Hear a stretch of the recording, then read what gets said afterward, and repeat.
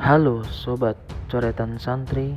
Saat ini dunia maya digemparkan dengan berita yang menggemparkan, khususnya untuk umat Islam. Pasalnya, sholat Id beberapa hari lalu, pondok pesantren yang cukup megah, terlihat seorang wanita berdiri sejajar dengan seorang laki-laki.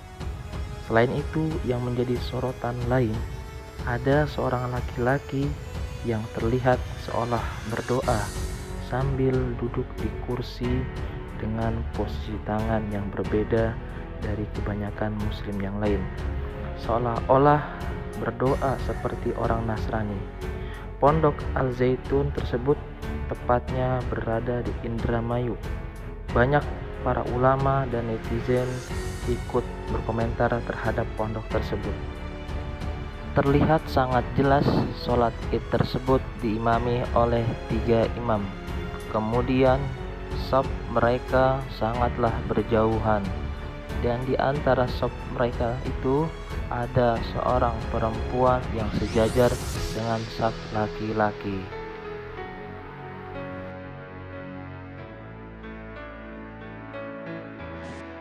Terkenal lagi, Mahat Al-Zaitun, salah satu pesantren terbesar se-Asia Tenggara. Terkenal karena berita bagus? No. Tapi karena berita miring, selalu. Beberapa hari ini kita dihebohkan oleh berita ini. Sudah banyak perdebatan tentang berita ini di media sosial. Walaupun udah ada official jawabannya dari Mahat Al-Zaitun sendiri. Tetapi menurut kami sebagai alumni itu belum memenuhi jawaban. Karena satu, sebaik-baiknya soft wanita adalah di paling belakang dan sebaik-baiknya soft laki-laki adalah di paling depan. Kenapa kalau ada pilihan terbaik, kenapa pilih yang dibolehkan atau makruh? Satu. Dua, mengapa softnya jarang-jarang sedangkan dianjurkan ketika sholat berjamaah soft itu harus rapat dan lurus agar sempurnanya sholat? Oke, jawabannya karena masih mempraktekkan protokol COVID-19. By the way, kita hargain jawaban itu. Tapi, kenapa waktu sholat safnya jarang-jarang, tapi setelah sholat ada acara makan-makan, tapi rapat-rapat? Lebih penting manakah, sholat atau makan-makan? 3. Kalau kalian perhatikan, ada satu orang ketika sholat berjamaah, ada satu orang yang duduk, yaitu beliau adalah CH Simanulang, yaitu orang Kristiani. Kenapa mesti ada di situ? Toleransikah? Emang harus begitu banget ya? Oke. Kami sebagai alumni sebenarnya juga terbebani dengan hal-hal seperti ini. Ya karena kami alumni Al-Zaitun ini ya punya ikatan seenggaknya dengan Al-Zaitun ya. Karena itu alma mater kami. Kami terbebani saat kami dipertanyakan oleh keluarga kami, dipertanyakan oleh lingkungan kami. Yang sebetulnya berita-berita tentang miring yang seperti ini, itu udah ada dari dulu. Dan itu terus-terus ditanyakan ketika Al-Zaitun terkenal seperti saat ini. Itu bikin kami pusing. Jadi menurut kami stoplah bikin sensasi-sensasi yang bikin orang memancing untuk mempertanyakan Al-Zaitun itu siapa, dari mana, apa, dan bagaimana. Please dong, jangan bikin sensasi terus. Masa kita alumni dibebani hal-hal kayak gini? Masa situ yang bikin sensasi, kita yang harus nyebokin?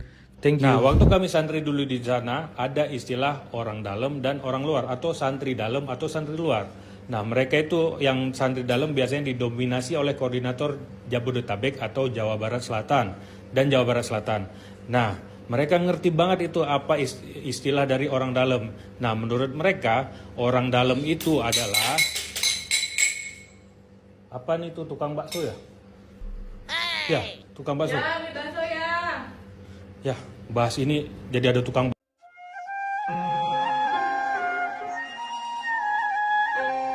dalam semua programnya, semua ada dalam penyertaan Tuhan. Kami berdoa supaya Tuhan tuntun terus di dalam hikmat Tuhan, kuasa Tuhan turun menyertai di dalam setiap program yang ada, bahkan semua apa yang menjadi rencana daripada Pondok Pesantren Al-Zaitun tempat ini untuk perdamaian baik Indonesia bahkan dunia.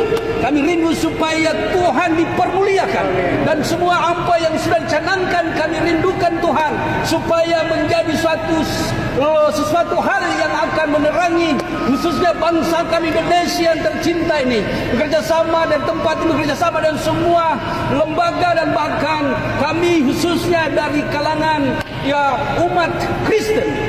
Natali dan semua, dan khususnya hari ini lewat karena kami boleh bersama-sama di tempat ini. Kami berdoa semua apa yang kami sudah dengarkan supaya ini semua menjadi lebih nyata lagi di dalam hari-hari yang ke depan. Tuhan kami bawa dalam doa supaya Tuhanlah yang berperan, Tuhan yang terus menyertai, dan Tuhan yang memberkati. Terima kasih Tuhan kalau hari ini kami boleh mendengarkan keterangan dari semua apa yang sudah direncanakan dan sampai pada terlaksananya apa yang sudah dikerjakan beberapa tahun yang lalu, dan saat ini kami boleh melihat, dan bahkan kami di tempat ini di masjid yang sudah berdiri 7 lantai, kami percaya ini semua hanya karena karya Tuhan. Untuk itu Tuhan kami berdoa supaya Tuhan terus sertai, Tuhan terus rawat, Tuhan terus berkati. Terima kasih Bapa. Di doa kami, ucapan syukur kami yang kami naikkan kepadamu, dan tentunya Engkaulah Allah yang sudah mendengarkan doa kami, karena kami percaya bahwa Engkau senantiasa condongkan telingamu terhadap seruan kami, dan Engkau ulurkan tanganmu menolong semua apa yang sudah dikerjakan dan apa yang kami akan kerjakan. Assalamualaikum warahmatullahi wabarakatuh. Saya ingin menjawab berkaitan dengan Pondok Pesantren Az-Zaitun. Saya memang bukan alumni Az-Zaitun, tapi beberapa kali saya pernah berkunjung ke Pondok Pesantren Az-Zaitun berkait dengan permasalahan sholat Jumat mereka, dan kemudian beberapa kegiatan-kegiatan lainnya. Dan terakhir yang viral sekarang ini adalah pelaksanaan sholat Idul Fitri secara tenggang, dan kemudian diikuti oleh salah satu orang yang mungkin bukan beragama Islam, lalu kemudian adanya wanita pada saf bagian pertama.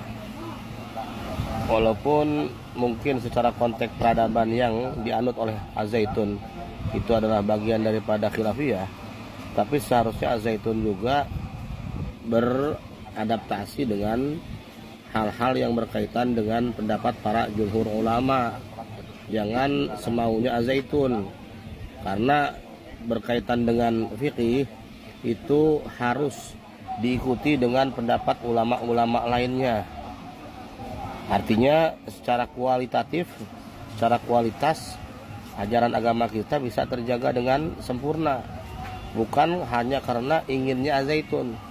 Karena yang terjadi hanyalah kemauan hawa nafsu, seperti yang kita lihat sekarang ini.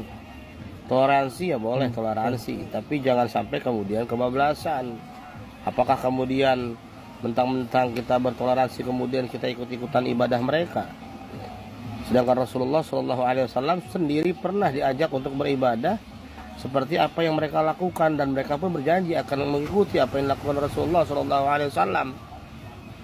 Sampai kemudian akhirnya turun ayat lakum dinukum waliyadin, untukmu agamamu, untukku agamaku. Jadi berkaitan dengan ubudiyah, berkaitan dengan ibadah tidak ada toleransi. Adapun yang berkaitan dengan muamalah, transaksi, jual beli segala macam, silahkan saja kalau memang itu dianggap perlu. Tapi yang berkaitan dengan ubudiyah, Az-Zaitun jangan coba-coba memasuki ranah syariat yang sudah bersifat tetap hukumnya. Jadi tolonglah Az-Zaitun, jadilah pondok pesantren yang bisa mengajarkan peradaban yang sebenarnya sesuai dengan apa yang diajarkan oleh para ulama-ulama salafus saleh. Jangan mentang-mentang bagus bangunannya, jangan mentang-mentang hebat bangunan fisiknya, lalu kemudian tidak mengindahkan pendapat ulama-ulama yang memang sudah terbukti kesolehan mereka dan kewiawaan mereka dalam ilmu fiqih dan ilmu tafsir dan sebagainya. Jazakallahu ahsanul jaza. Wallahul muwaffiq ila aqwamit thariq. Assalamualaikum. Kenapa menanggapi Idul Fitri kok susah?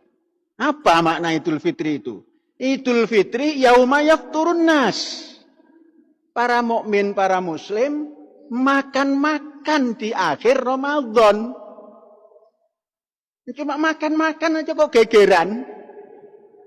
Jangan sampai gegeran. Idul Fitri itu hari makan-makan. Yang biasanya pagi-pagi nggak ada fatur, sekarang ada fatur. Makan-makan. Jangan terlalu jauh memaknai Idul Fitri kok kemana-mana.